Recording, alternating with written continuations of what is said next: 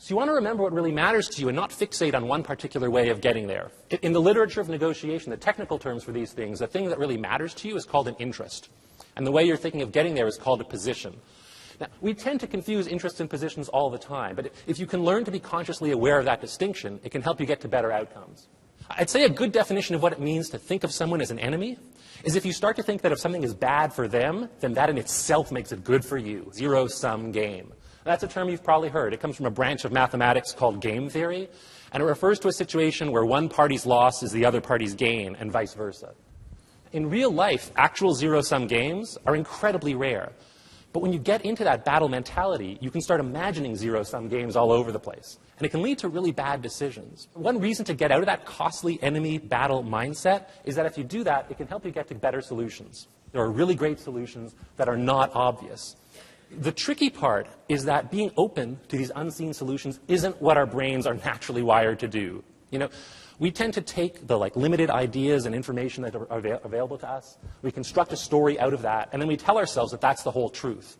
So once we come up with a particular solution, we think that's the only one, we want to pursue it. We're not inclined to think that there might be other solutions out there that we're overseeing. Now again, this is just what we're like. But if you can be aware of this inclination, it can help you overcome it.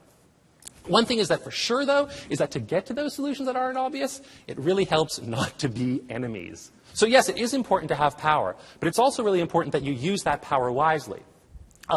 If you like technical terms, I know you love technical terms. I'm going to give you just one more. In the language of negotiation, if you have something powerful or attractive that you can do independently of the other party, that is called your BATNA. That stands for the best alternative to a negotiated agreement. If you want to sound like you know about negotiation, you tell a story like that and be like, oh yeah, when they got the patio, prior to stop the patio, they improved their BATNA. And people will think that you know about negotiation and wonder why you're talking in that deep voice that I just gave you.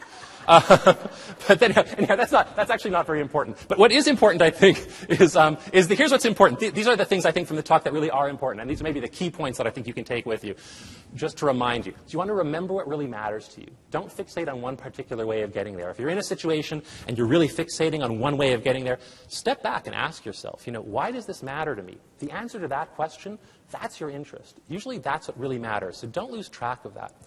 Then once you know what that interest is and you have a solution, don't you let yourself think that that's the only solution or that that's the whole story. Don't let your brain trick you into thinking that there might be other things out there that you don't know about. Now, these two things are both really important to remember, but I think the thing that makes it hardest to do these things is if you get into that enemy battle mindset. If you get in there, it just makes it impossible to do those things. It can be really costly, and it can really lead to bad outcomes for you and for the other person too.